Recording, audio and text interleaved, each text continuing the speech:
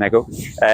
It's World Hearing Day, and I think, something that probably a lot of people are not fully aware of is that you obviously live with a disability with your hearing. For those who aren't aware, what is it that you actually have, and can you tell us a bit more about it, I guess? Yeah, so I wear hearing aids. I don't have to wear them when I'm on the pitch, though, which is a good thing, because obviously everyone's shouting anyway. Yeah. So, but yeah, I've been wearing them for 2 years now. I've had 2 different types of hearing aids. So my first set was like behind the ear ones, which they were okay to start with, but I still found it really difficult to hear everything that I needed to hear. So I've changed to now in the ear ones. And yes, probably about 2 years I've been wearing them, over 2 years now. But basically, the thing that's going on with my ears is that the bones don't vibrate, so then it doesn't hear the noise that I want to hear. And I've got a deficit of how many decimal loss I've got, I can't remember now, but it is decreasing.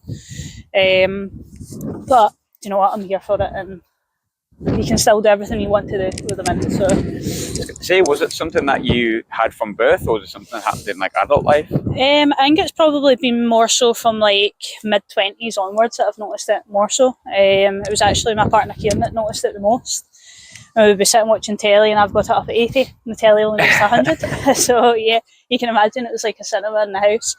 And then obviously COVID hit, where people had masks and it was really difficult to read people's lips, and that made it a lot more difficult. And then went and got a hearing test done. We found out that it started at a 60 decimal loss.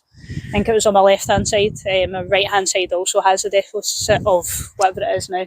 But yeah, just gradually decreasing as time goes on. How does that affect, first and foremost, I suppose, your everyday life as opposed to being on the pitch? Like, does it affect things as much? Obviously, you get more used to it, but what's changed for you now that you have to wear hearing aids, and how does your life get impacted by having to wear them in your everyday life?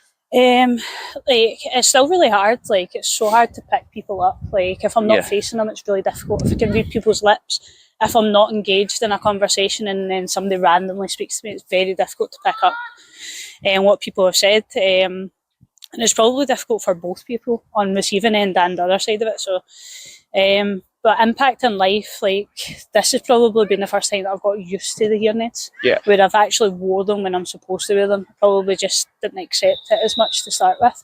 Just didn't really have them in as often. So it was a lot more difficult to kind of like get used to them. But now, definitely, these ones have made a massive difference. Like, I can do my football stuff off the pitch, on the pitch. I can do like whatever other stuff I'm doing out with. It's made a huge difference. But yeah, it does make it hard, but you know what, you can still do everything you want to do. So, you mentioned about how you don't wear your hearing aids on the pitch. How does that affect your hearing when you're on there? Obviously, people are shouting and stuff like that, but I imagine there are some like difficulties with that occasionally. Yeah, there is. Depends on the situation. Like, if people use loads of words, it's really, really difficult. Whereas if they just give one-word answers, or it's really easy to pick up. Prime examples, I don't know, if you've got somebody running against you and they're like, let's clear the ball, that's quite hard. But if they just go like, just get rid of something so simple, it makes life easier. But yeah, on the pitch, I don't really see the hand signals, and it sounds so daft. Like, it doesn't even need to be sign language, but just the hand signal is so easy to pick up what people are saying, especially in the mannerisms that people do, their body language.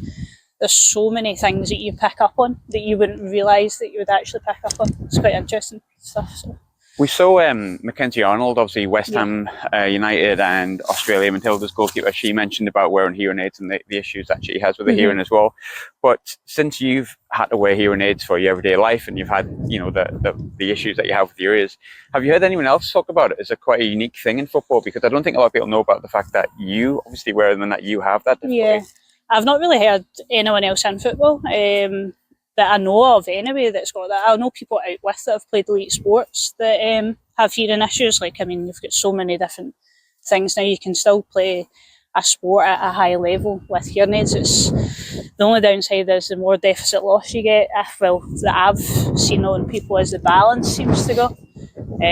But I mean, from my perspective, I don't really know many other people that are in our sport that have that problem. So.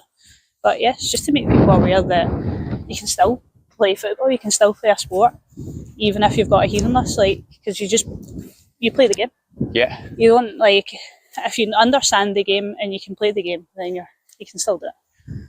That was kind of the final thing I wanted to ask. There will be people who are thinking about maybe getting into sport, and they may have like problems with the hearing, or they may have issues with the hearing.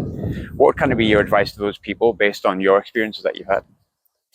Well, I mean, I've only had the hearing aids in for 2 years, so say even if you backtrack it to 3 years of playing with a hearing loss, like if you've had it from birth or whatever, you can still do your sport. Like if you're passionate enough and you know how to play the game, you're definitely going to be able to play your sport.